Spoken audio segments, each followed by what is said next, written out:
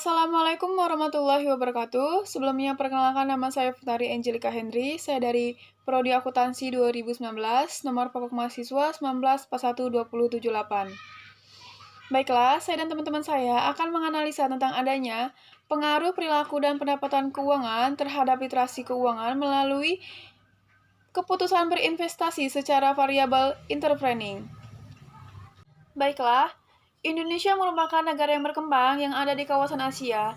Sebagai negara yang berkembang, Indonesia masih memiliki tantangan rendahnya literasi keuangan, sehingga pemerintahan memiliki peran yang strategis dalam meningkatkan kesejahteraan masyarakat dan meningkatkan pertumbuhan ekonomi nasional, sehingga hasil survei OJK 2017 mengatakan rendahnya literasi hanya 20% yang ada di Indonesia, dibandingkan dengan negara ASEAN lainnya. Fenomena dalam penelitian ini ialah rendahnya pemahaman dan pengetahuan literasi keuangan oleh para pelaku UMKM di Kota Tangerang Selatan. Fenomena ini juga didukung oleh Dinas Koperasi UMKM 2018 tentang perkembangan UMKM di Kota Tangerang Selatan pada tahun 2015 hingga 2017 pada tabel. Di berbagai kecamatan, seperti tahun 2015 sekitar 24.022, di tahun 2016 sekitar 26.000, di tahun 2017 sekitar 23.000. Kecamatan mengalami penurunan sangat signifikan di tahun 2017 sebanyak 23.000. Pelaku UMKM dengan tingkat persentasi 11% karena dari pihak Dinas Koperasi dan UMKM, Kota Tangerang Selatan sendiri belum menerapkan program edukasi. Baiklah, desain penelitian yang digunakan dalam penelitian ini dengan menggunakan pendekatan kuantitatif, metode deskriptif. Objek dalam penelitian ini adalah keputusan investasi yang memiliki 3 aspek, yaitu literasi keuangan, perilaku keuangan, dan pendapatan. Subjek dari penelitian ini adalah pendapatan pelaku UMKM di Dinas Koperasi dan UMKM Kota Tangerang Selatan. Baiklah, jumlah objek penelitian ini yaitu seluruh para pelaku UMKM di Kota Tangerang Selatan dengan jumlah populasi sebanyak 23.000 pelaku UMKM pada tahun 2017. Dengan populasinya yang heterogen, data yang dikumpulkan pada waktu tertentu saja untuk menggambarkan kondisi populasi penentuan ukuran sampel dalam penelitian ini dengan menggunakan metode simple random sampling yaitu rumus Slovin. Data yang digunakan dalam penelitian ini, data primer dan data sekunder. Sumber data primer didapatkan dari penyebaran kuesioner kepada seluruh pelaku UMKM Kota Tangerang Selatan yang menjadi populasi penelitian ini. Sumber data sekunder atau pendukung, yaitu berupa dokumen-dokumen yang dimiliki oleh Dinas Pemerintahan Kota Tangerang Selatan yang berkaitan dengan sektor UMKM dan data pendukung lainnya seperti media massa, BPS, hasil penelitian terdahulu, buku referensi lainnya yang terkait dengan penelitian ini. Untuk penelitian ini, data primer didapat dari sumber pertama yaitu pelaku UMKM di Kota Tangerang Selatan. Baiklah, itu saja yang dapat saya sampaikan. Kurang lebihnya saya mohon maaf. Terima kasih. Untuk selanjutnya akan disampaikan oleh rekan saya, Grevia Sari. Baik, saya akan melanjutkan penjelasan dari Futari Angelika. Sebelumnya, perkenalkan nama saya Grevia Sari, NPM 19412041 dari kelas akuntansi 19A. Saya akan menjelaskan tentang teknik analisa. Data dalam penelitian ini, peneliti menggunakan teknik analisis jalur atau path analysis. Dengan bantuan software SPSS 25.0, analisis jalur digunakan untuk menguji hipotesis yang telah diajukan dan untuk menguji Pengaruh variabel mediasi atau variabel intervening dalam memediasi variabel independen terhadap variabel dependen. Ghazali 2011. Maka model persamaan regresinya diformulasikan sebagai berikut. Selanjutnya, hasil dan pembahasan. Analisis deskriptif. Berikut hasil analisis data deskriptif sebagai berikut. Berdasarkan tabel 3 menunjukkan jumlah responden sebanyak 249 responden. Nilai minimum menunjukkan jawaban responden paling sedikit dan maksimum merupakan jawaban paling tinggi. Literasi keuangan atau Y, nilai minimum adalah sebesar 27. Maksimum adalah 90 dan min sebesar 66,77 dengan standar deviasi 10,054. Pendapatan X1 mempunyai nilai minimum sebesar 11, maksimum sebesar 30 dan min sebesar 22,15 dengan standar deviasi 4,249. Variabel perilaku keuangan X2 mempunyai nilai minimum sebesar 11, maksimum sebesar 55 dan min sebesar 42,22 dengan standar deviasi 7.384. Sedangkan variabel intervening yaitu keputusan berinvestasi atau M sebesar 30,91 dan standar deviasi 5,147. Untuk selanjutnya, uji validitas dan reliabilitas data. Uji validitas digunakan untuk mengukur valid atau tidaknya suatu kuesioner yang disebar kepada responden. Untuk mengetahui valid atau tidaknya suatu kuesioner, maka nilai hitung harus lebih besar dari tabel. Dengan tingkat signifikan sebesar 5%, maka tabel yang digunakan pada penelitian ini adalah 0,124. Kemudian hasil uji reliabilitas pada seluruh variabel mempunyai nilai yang lebih besar dari 0,70. Maka semua variabel-variabel dalam penelitian ini sudah memenuhi kriteria reliable. Responden pada penelitian ini merupakan pelaku UMKM di Kota Tangerang Selatan yang tersebar di 7 kecamatan yaitu Kecamatan Ciputat Timur, Ciputat, Serpong, Serpong Utara, Pamulang, Setu, dan Pondok Aren. Dan selanjutnya uji asumsi klasik. Uji normalitas dibuktikan dengan beberapa cara, diantaranya dengan melihat grafik normal p-plot sebagai berikut. Berdasarkan tampilan uji normalitas dengan p-plot pada gambar 3, dapat dilihat data tersebar di sekitar garis diagonal dan mengikuti pola garis diagonal tersebut. Maka, data tersebut dapat dikatakan berdistribusi normal. Kemudian, uji normalitas juga menggunakan tabel yaitu uji Kolmogorov-Smirnov. Dapat dilihat pada tabel 4 berikut. Berdasarkan tabel 4 di atas menunjukkan bahwa nilai signifikansi menunjukkan angka 0,088 lebih dari 0,05, maka dapat dikatakan bahwa data yang digunakan dalam penelitian ini berdistribusi normal. Baik, itu saja yang bisa saya sampaikan. Untuk selanjutnya akan disampaikan oleh rekan saya Zahwa Dia Alika.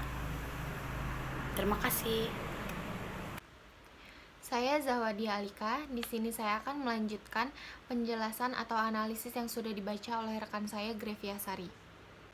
Oke, jadi sebelumnya sudah ada dilampirkan tabel 5 di atas bahwa uji multikolineritas dibuktikan dengan melihat nilai tolerance atau variance inflation faktor.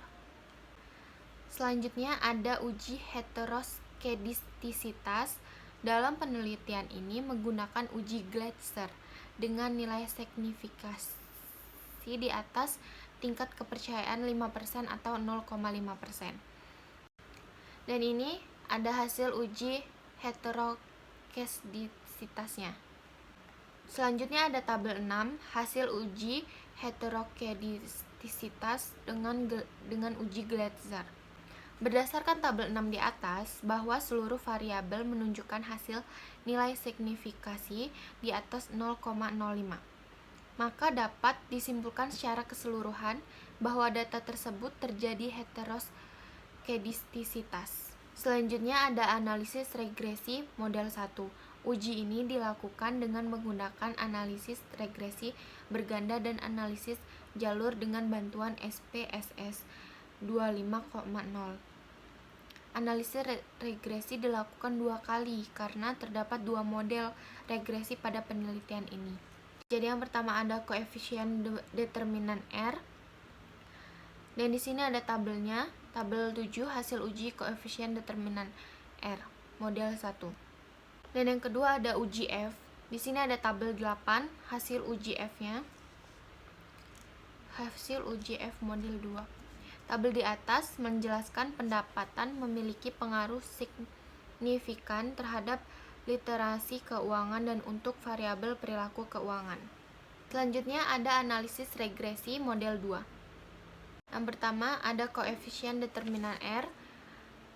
Dan di sini ada tabelnya sebagai berikut. Tabel 10 hasil uji koefisien determinan CR model 2. Tabel di atas artinya variabel pendapatan dan perilaku keuangan dapat dijelaskan oleh variabel literasi keuangan. Selanjutnya ada uji F. Di sini ada tabel 11 hasil uji F model 2. Dapat disimpulkan bahwa variabel literasi keuangan, pendapatan dan perilaku keuangan simultan atau bersama-sama berpengaruh signifikan terhadap variabel keputusan berinvestasi. Dan yang terakhir ada uji T. Di sini ada tabel 12 hasil uji T model 2, yang artinya perilaku keuangan berpengaruh positif dan signifikan terhadap keputusan berinvestasi. Terima kasih, itu saja yang dapat saya analisis atau saya jelaskan. Selanjutnya akan dijelaskan oleh rekan saya. Di sini saya akan melanjutkan penjelasan dari Jawa. Sebelumnya, perkenalkan nama saya Stefani Rejiridita, MPM 1941-286 dari Prodi Akuntansi 19A. Di sini saya akan menjelaskan tentang analisis jalur atau PET analisis. Yang pertama, koefisien jalur model 1 mengacu pada output regresi model 1. Diketahui bahwa besarnya adjusted request pada tabel model summary adalah sebesar 0,224. Hal ini menunjukkan bahwa kontribusi X1 atau pendapatan dan X2 atau perilaku keuangan terhadap literasi keuangan sebesar 22,4%, sedangkan sisanya 77,6% merupakan kontribusi dari variabel-variabel lain yang tidak dimasukkan dalam penelitian. Selanjutnya, untuk mendapatkan nilai E1 dicari dengan menggunakan rumus E1 sama dengan akar dalam kurung 1 dikurang 0,224 yang hasilnya 0,8809. Dengan demikian, diagram jalur model 1 sebagai berikut. Yang kedua, koefisien jalur model 2 mengacu pada output register model 2. Diketahui bahwa besarnya nilai adjusted request pada tabel model summary adalah sebesar 0,413 atau 41,3%, sementara sisanya 58,7% merupakan kontribusi dari variabel-variabel lain yang tidak dimasukkan dalam penelitian. Selanjutnya, untuk mendapatkan nilai E1 dapat dicari dengan menggunakan rumus E1 sama dengan akar dalam kurung 1 dikurang 0,413 yang hasilnya 0,7662. Dengan demikian, gambar diagram jalur model 2 adalah sebagai berikut. Hasil diagram jalur di atas menunjukkan bahwa X1 dapat berpengaruh langsung ke literasi keuangan Y, dan dapat pula berpengaruh tidak langsung, yaitu dari pendapatan X1 ke keputusan berinvestasi M, lalu ke literasi keuangan Y. Besarnya pengaruh langsung adalah 0,0527, sedangkan besarnya pengaruh tidak langsung harus dihitung dengan koefisien tidak langsung, yaitu sebesar 0,405 dikali 0,067 yang hasilnya 0,027, dan berpengaruh total yang diperoleh yaitu 0,405 ditambah 0,027 yang hasilnya 0,432. Berdasarkan perhitungan tersebut, diperoleh pengaruh langsung sebesar 0,527, lebih besar dari pengaruh tidak langsung, sebesar 0,027, yang menunjukkan bahwa secara langsung pendapatan berpengaruh terhadap literasi keuangan melalui keputusan berinvestasi. Sedangkan hasil diagram di atas menunjukkan bahwa perilaku keuangan X2 dapat berpengaruh langsung ke literasi keuangan Y, dan dapat pula berpengaruh tidak langsung, yaitu dari perilaku keuangan X2 ke keputusan berinvestasi M, lalu ke literasi keuangan Y. Besarnya pengaruh langsung adalah 0,500, sedangkan besarnya pengaruh tidak langsung harus dihitung dengan koefisiensi tidak langsung yaitu 0,522 dikali dengan 0,067 yang hasilnya 0,035, dan berpengaruh total yang diperoleh yaitu 0,432 ditambah 0,035 yang hasilnya 0,467. Berdasarkan hasil tersebut, memiliki pengaruh langsung sebesar 0,500 lebih besar dari 0,015, menunjukkan bahwa secara langsung perilaku keuangan berpengaruh terhadap literasi keuangan melalui keputusan berinvestasi. Kesimpulannya, berdasarkan hasil penelitian di atas, dapat disimpulkan bahwa pendapatan mempengaruhi literasi keuangan pada pelaku UMKM Kota Tangerang Selatan. Hasil ini menunjukkan bahwa jika semakin tinggi pendapatan usaha, maka literasi keuangannya juga akan mengalami peningkatan. Kemudian, perilaku keuangan berpengaruh terhadap literasi keuangan. Semakin tinggi literasi akan mendorong semakin baiknya perilaku keuangan. Berbanding terbalik, jika literasi keuangan rendah, maka akan berimplikasi terhadap semakin tidak baiknya perilaku keuangan. Jumlah pendapatan seseorang ternyata tidak memiliki pengaruh langsung dalam mengukur literasi keuangannya, melainkan tergantung kebijaksanaan orang dalam mengelola pengetahuan terkait dalam pengambilan keputusan investasinya. Dan untuk hipotesis keempat menunjukkan bahwa keputusan investasi dapat memediasi pengaruh signifikan perilaku keuangan terhadap literasi keuangan. Jika seseorang memiliki literasi keuangan yang baik, maka akan mempengaruhi perilaku seseorang secara langsung dalam mengambil keputusan berinvestasi. Dan saran dari kelompok kami yaitu bagi pelaku UMKM perlu menyadari bahwa pentingnya financial literacy dalam pengolahan dana, karena faktor ini merupakan faktor utama di dalam melakukan sebuah investasi, di mana akan bermanfaat ketika di masa mendatang. Diharapkan juga kepada lembaga keuangan agar lebih melakukan sosialisasi tentang financial literacy kepada masyarakat, khususnya pelaku UMKM, dan pemerintah juga hendaknya melakukan kerjasama dengan OJK untuk memberikan sosialisasi terkait literasi keuangan, dan OJK lebih memperluas jangkauan dalam pemberian sosialisasi dan edukasi literasi keuangan kepada UMKM tersebut.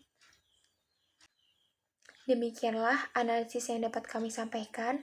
Kami mohon maaf apabila ada kata-kata yang kurang berkenan. Demikianlah kami ucapkan terima kasih.